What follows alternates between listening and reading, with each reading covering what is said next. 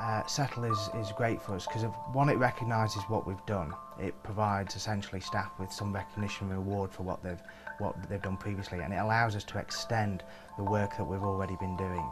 So we had this history of doing work-based learning and professional learning within the department, but what we've had now is the opportunity to extend that further. We've brought the community into the university a lot more than we've ever done before, and those students are going to interact with real-world learning rather than just possibly theoretical. All those key skills that employers are championing in the media at the moment, we're going to be able to impact those skills into the curriculum at various different levels. So the very essence of Cetl for us is creating those opportunities much earlier in the student's career so they can move much quicker through the system and become leaders sooner.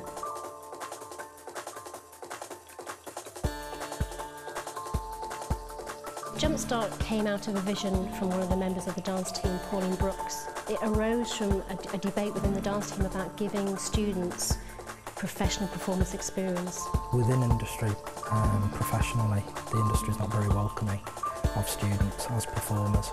So what we recognised was there was a niche market that we needed to fill, so we created that niche provider ourselves. There's 3 roles in the company: role of performer, role of dance practitioner, so the person that goes out and teaches, and company administrator. We had to do an audition to get in. We had to plan for a 20-minute workshop, deliver it to the performers who'd already been chosen, while the artistic director was watching us. Not every student was successful from the application stage. Like in a professional context, you apply for a job, you don't necessarily get an interview or audition. But it's something you need to do, isn't it? They needed to experience that as a performer, because that's what the real world's like. There's going to be 40 people auditioning for something, and they're only going to pick 5. If I hadn't have done Jumpstart, I don't think I'd have had the confidence like I have now to go out there and set myself up as a freelance dance artist, because I wouldn't have known where to start. Yeah, I think what we've got is a model.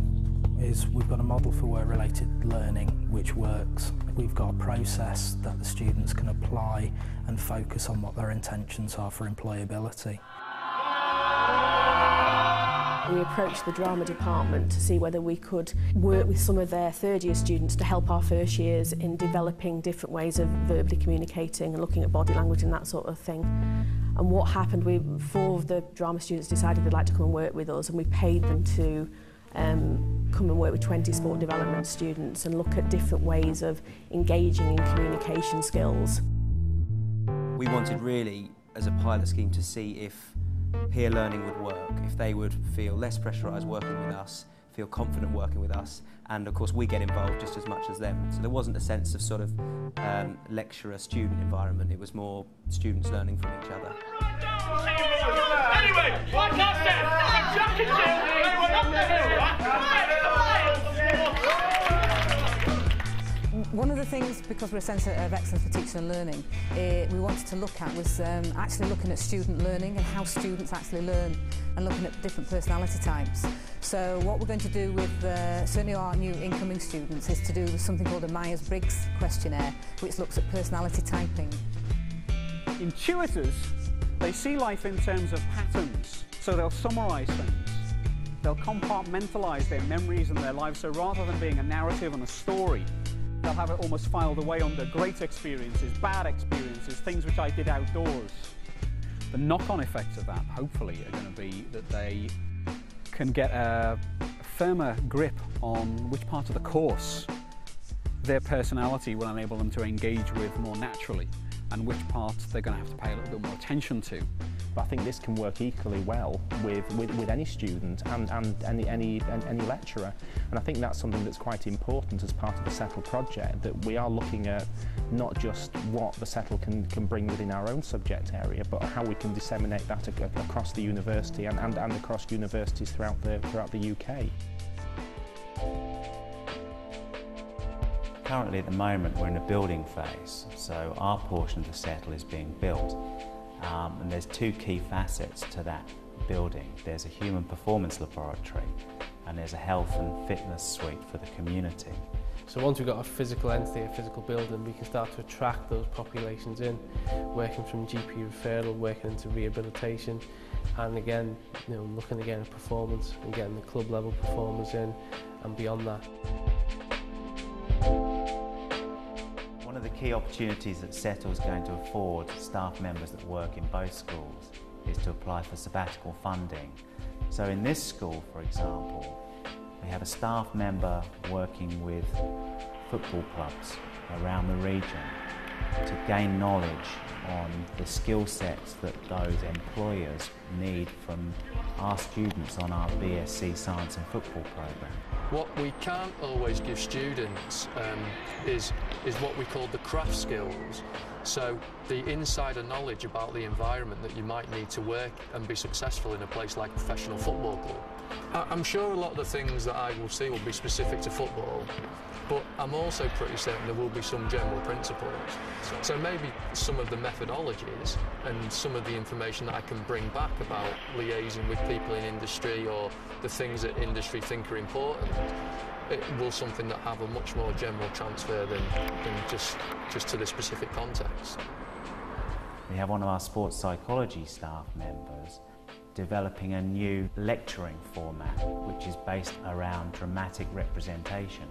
So he's working with partnerships that he's developed in a school outside Cetl but within Liverpool John Moores University, the drama school, to develop a lecturing modality based around drama.